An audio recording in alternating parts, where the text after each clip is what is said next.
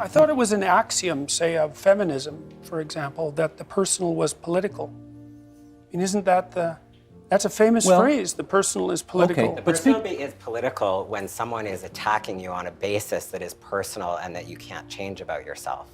That is political. And that's when people sometimes become politicized, is when they realize that no matter what they do in the world, there will be people who will continue to attack them on racist grounds, on gender and sexual violence grounds, and that's why people start to fight back, and that's why people object. And your attempts to regulate my language use and I don't care about your language use. I care about the safety of the people who are being harmed. I know people who make your kinds of arguments are always concerned with other people's safety. I'm concerned with my own safety. Just so that people are aware, my physical, emotional life and livelihood is at risk from being here. And that's not true of everyone. In comparison to mine, say. I don't know about yours because I don't live your life. You know perfectly well about mine. I do know that you have tenure and that's one of the major ways that you're able to do this.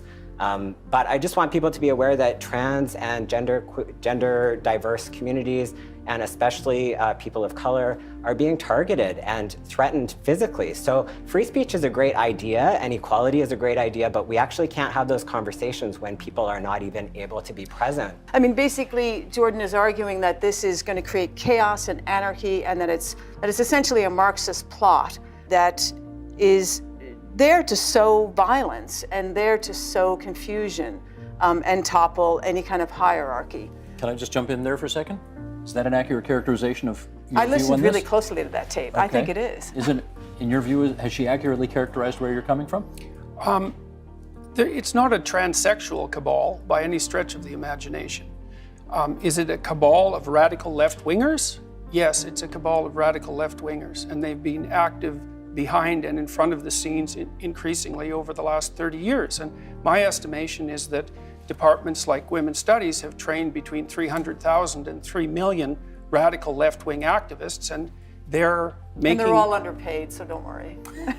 Well, they could pick higher-paying occupations if they wanted higher-paying occupations, but... Because sexism does not exist. Are you kidding me? Let's not get off topic here, folks.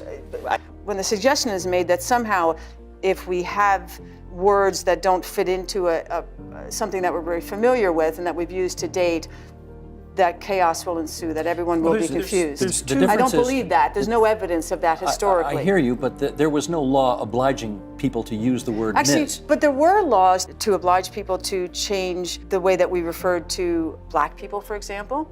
You know, there was a time when there were any number of words that we now can only say as letters in polite company. And that evolved. Those things changed. When I was a teenager, people were still using those words. So this is a natural evolution in your view? This is a natural evolution, and chaos will not ensue. If it's a natural evolution, then we don't need hate speech law to enforce it. But we obviously do, because we can drive social change, and it doesn't all have to lead to chaos, is my point. And I think that, you know, we have seen the flip side of Jordan's argument, I think, has in fact, we do have a historical record of that. So when it was left to others to name people, we lost Indigenous names. My mother's from Ireland. She was from a generation that finally got to learn her own language again. She couldn't even speak Gaelic to her parents because they hadn't been allowed to speak it. So we've seen the effect when people can't use their own language, when they can't use their own names. Okay, let me get Jordan to respond to that. A natural evolution of things, Jordan. That's how it's being described. Words are tools. Maybe that was one of the great philosophical discoveries of the 20th century. And that means, and people are always looking for new tools to operate in the world. And if you invent a good tool, like a new word, then people will pick it up just as fast as they possibly can. You really see that in English.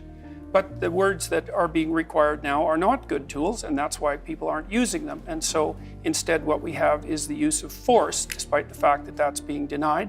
Although we've already established that, at least in the opinion of one of the people on this panel, I'm already guilty of a hate crime, which is what I said I was guilty of when I made that video. Steve, the issue with the law is quite straightforward. The government is requiring us to use certain language. That's not the same as not using certain language.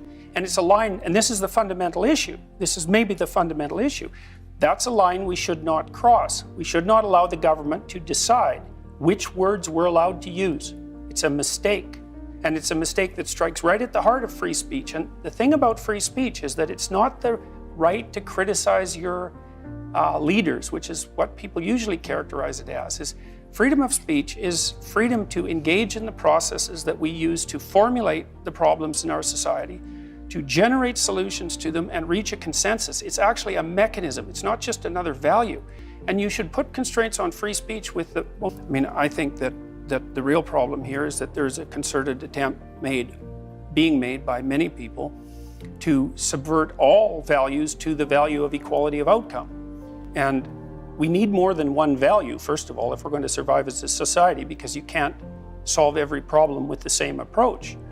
But there are more insidious things, in my estimation, going on underneath. I mean, even the missive that you just read said that, well, even providing me with a platform, let's call it, to express my views, is something that shouldn't be allowed. It's like, yes, that's why I made the video. It was because many people are claiming that the expression of these sorts of views should no longer be permitted. And it's this view for now, but this is a minor issue in some ways compared to the larger issue that's at stake, which is our right to have discussions of this sort at all. Like, I mean, one thing that happened right when we started this was that there was an initial claim, for example, that there's no such thing as biological sex. Well, I believe quite firmly that if we continue on our present path at the universities for 5 more years, that's a discussion we will not actually be able to have on campuses. Because it will be... By fiat, I mean, the legislation already implicitly presumes that biological sex, gender identity, and gender expression, which we haven't even talked about yet, vary independently. That is simply not true.